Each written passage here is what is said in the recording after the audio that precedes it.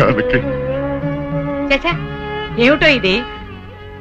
ఊరంతా వెలివేసిన నా మనవణ్ణి నువ్వు ఒక్కదానివి వెనకేసుకొచ్చావని తెలియక నేను నానా మాట్లాడినాను, నన్ను క్షమించు అంటావు అంతే కదా?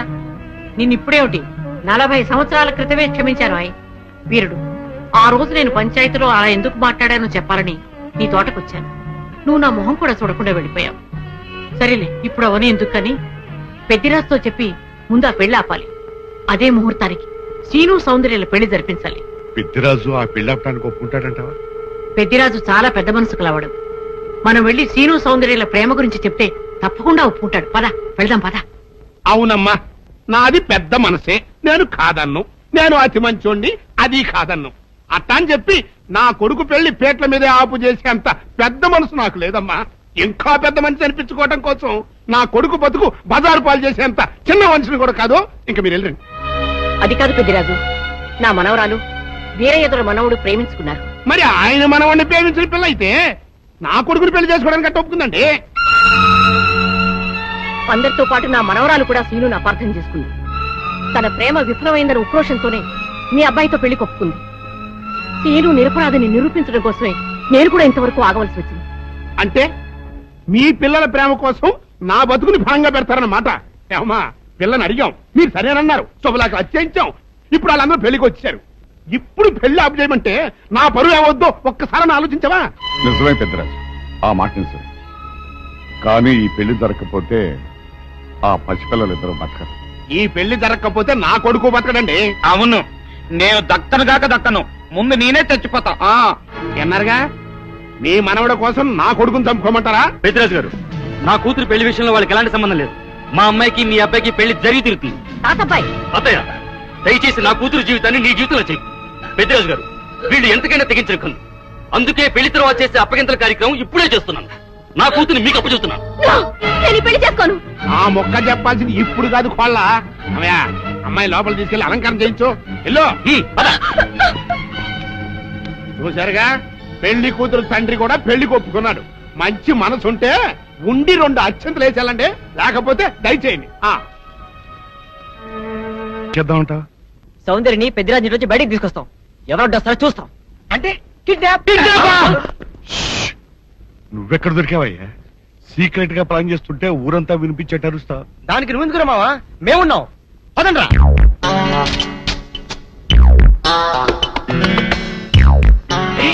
నువ్వు రావద్దు, నువ్వు ఇక్కడే ఉండవు.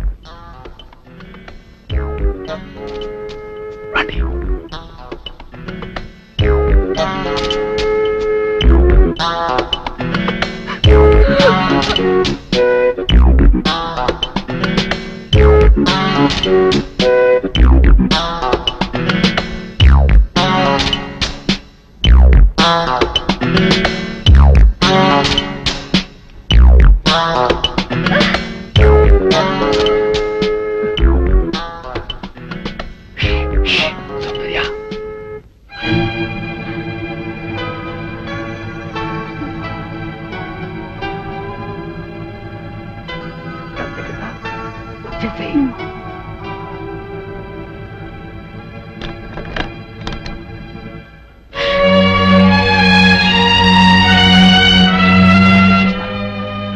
నువ్వు ఎదురుగా వేసుకుని నువ్వు వెళ్ళిపో.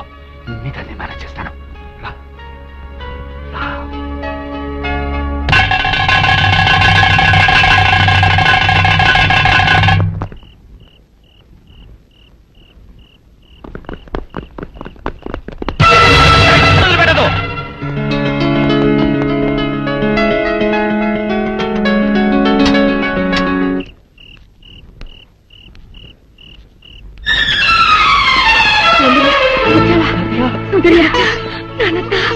అన్ని విషయాలు తర్వాత మాట్లాడుకుందాం. మీకు అరగంటలో రైలుంది. ఇద్దరు తిరుపతి కొండ మీదకి వెళ్లి పెళ్లి చేసుకోండి. ఇక్కడి పరిస్థితులు బట్టి వీలుంటే మేము కూడా ఆ సమయానికి అక్కడికి వస్తాం. ఇదిగో మీ టికెట్లకి ఖర్చులకి ఈ డబ్బు తీసుకోండి. మీరు తొందరగా వెళ్ళాలి. సౌందర్య తప్పించుకుందన్న విషయం పెద్దిరాజుకు తెలిసే లోపలే మీరు ఈ ఊరు వదిలి వెళ్ళిపోవాలి. ఏం పర్వాలేదు, ధైర్యంగా ఉండండి. వెళ్ళండి, పదండి. వెళ్ళండి, వెళ్ళండి.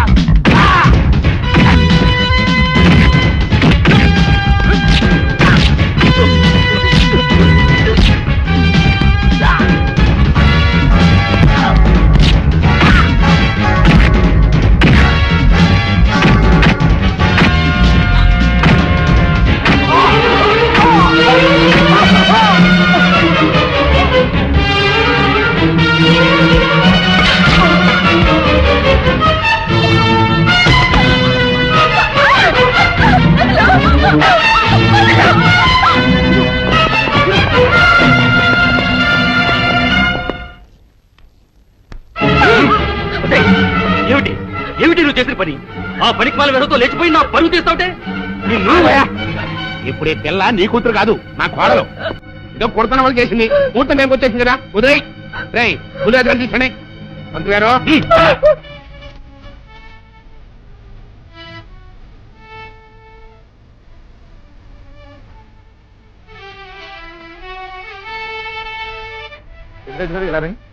గురుగారు గారు కనపట్లేదు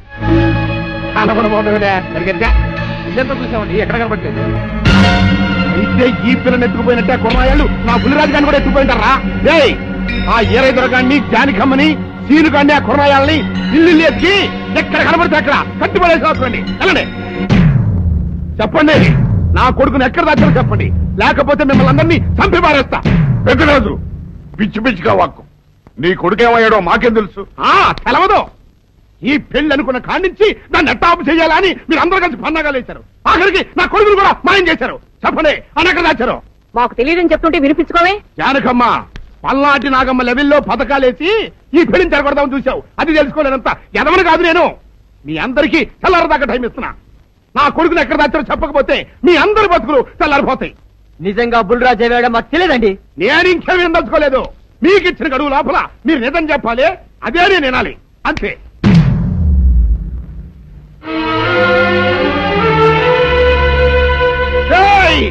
గడువు దాటిపోయిందిరా మిమ్మల్ని అందరినీ చంపేస్తా నిజం చెప్పండి. బాబు గారు బుల్రాజు గారిని ఎవరో చంపేసి చెరువులో పడేసి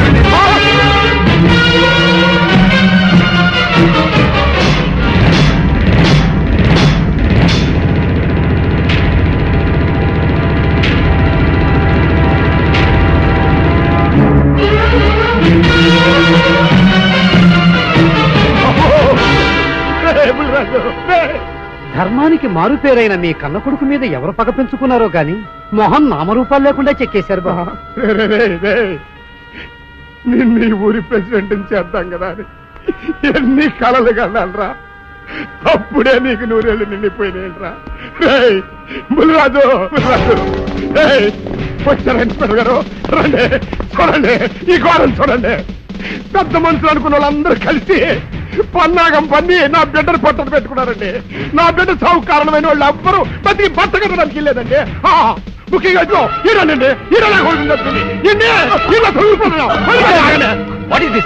మీ ఆవేశాన్ని కాస్త తగ్గించుకోండి. అసలు మీ అబ్బాయిని ఇతనే చంపాడడానికి సాక్ష్యం ఏమిటి? ఆశ్చర్యం ఏంటండి ఈడో పిల్లలు ప్రేమించాడంట ఆ పిల్లనే మా అబ్బాయి పెళ్లి చేసుకోపోతుంటాను వీళ్ళందరూ కలిసి ఆ పెళ్లిని ఆపుదామని చూశారండి. అది కుదరపోయేటప్పటికి ఈ ఘోరం తలపెట్టారండి. ఓకే ఓకే మీరు ఆవేశపడకండి. ఆ విషయాలను చూసుకోవడానికి మేమున్నాం. Mister your under arrest. Constables అది తీసుకురండి.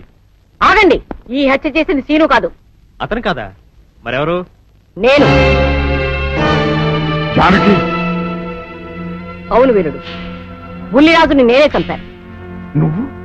నువ్వు చంపావా? నేను నమ్మను.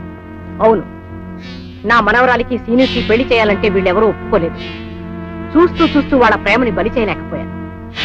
బుల్లిరాజు దగ్గరికి వచ్చి వాళ్ళ పెళ్లికి సహకరించమని ఎంతో ప్రాధేయపడ్డాను. అతనందుకు ఒప్పుకోలేదు సరికదా. చాలా అసభ్యంగా ఒక్క రాత్రి సౌందర్య తనతో గడిపిన తర్వాత సీనుకిచ్చి పెళ్లి చేసుకోమన్నాడు. నాలో ఆవేశం పొంగింది.